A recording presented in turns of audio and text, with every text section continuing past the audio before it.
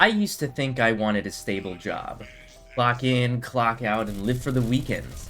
But something changed. Like a whisper that got louder every year, until one day, I couldn't ignore it.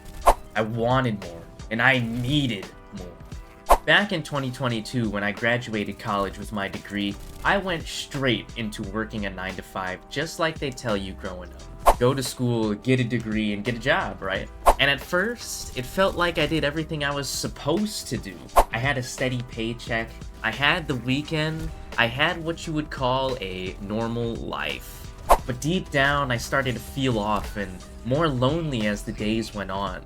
My life consisted of waking up, going to my computer, working, and going to bed without ever stepping foot outside. And as this feeling grew, it wasn't loud, and it wasn't dramatic. It was just a quiet feeling slowly building up over time, like, this is not it. At the time, I didn't understand what I was missing. I just knew that I was meant for something more. Something that actually made sense to me.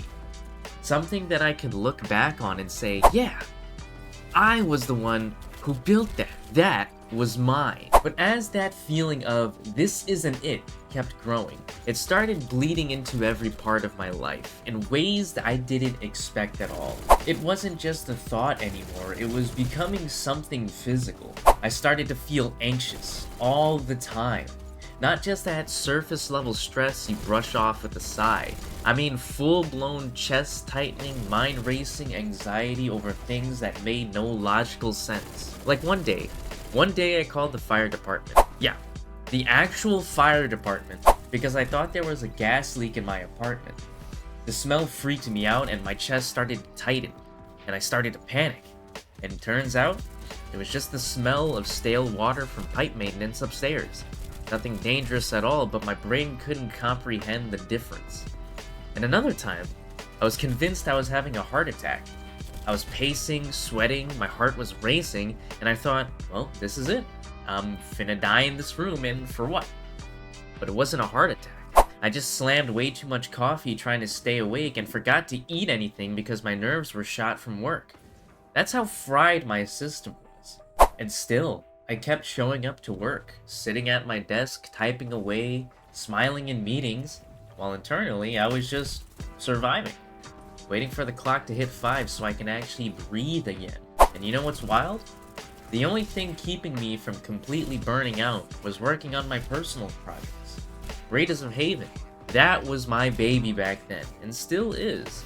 I would sneak in time to build features and brainstorm ideas while I was still on the clock. I knew I probably shouldn't have, but honestly, that should have been my first sign.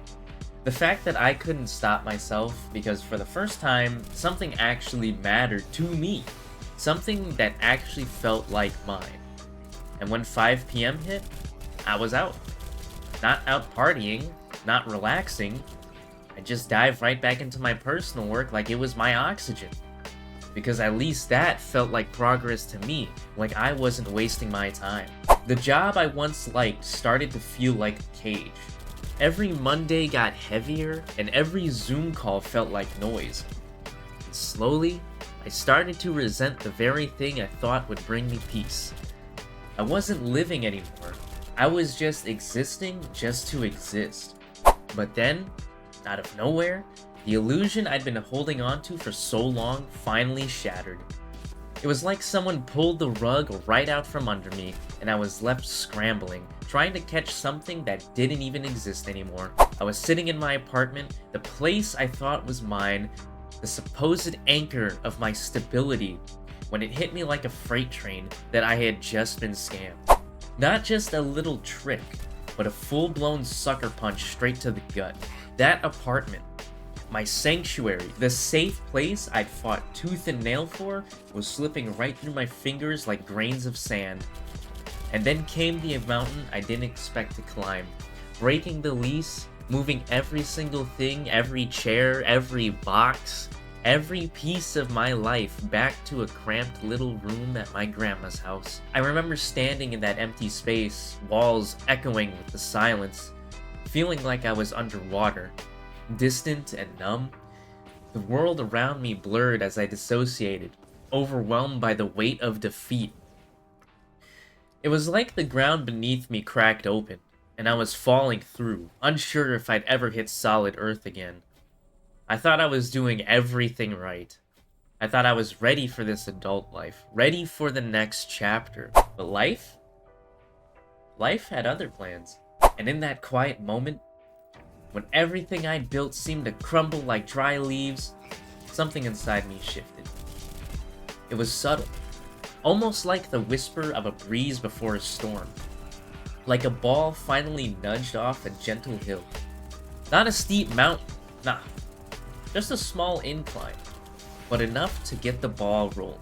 My subconscious kicked into motion, working behind the scenes, slowly, quietly, trying to figure out how to keep me moving forward.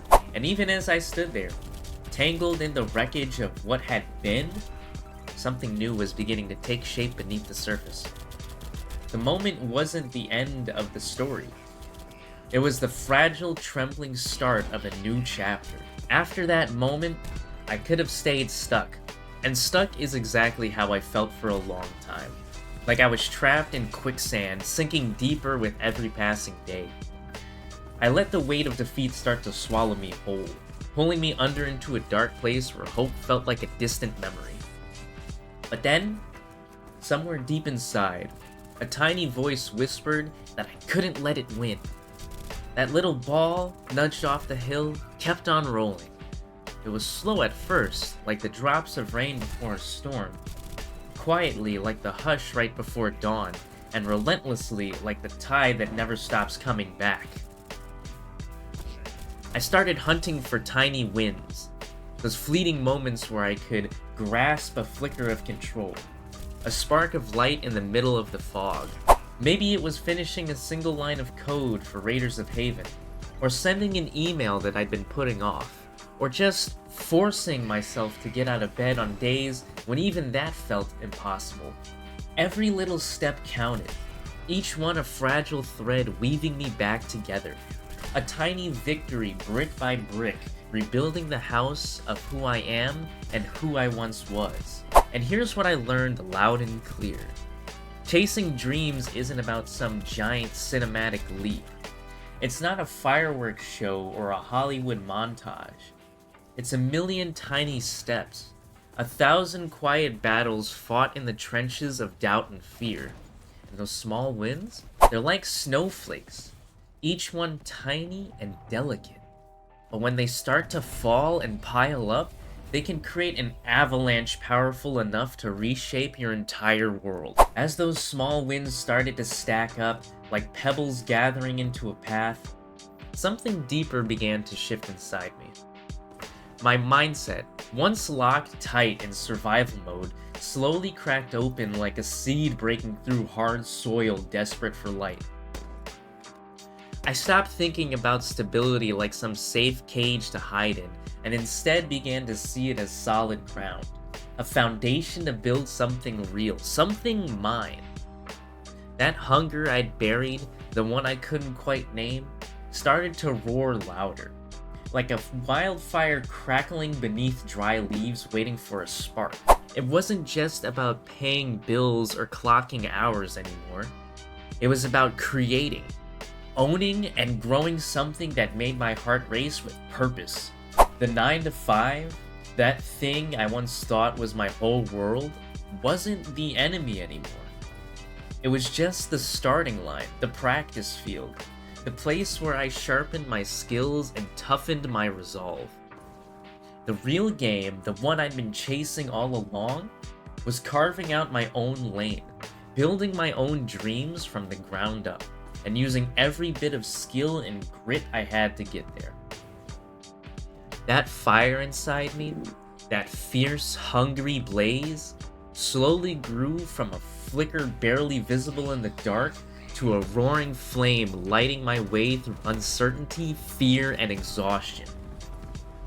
It became my fuel, my lifeline, and my reason to push harder every single day. And before I knew it, that flicker wasn't just a spark. It was a bonfire that couldn't be ignored. Now fast forward to today, and holy damn, what a ride it's been. I didn't just survive that rough patch. I built from it. I created a freelancing brand that's mine. A place where people come to me for what I'm really good at.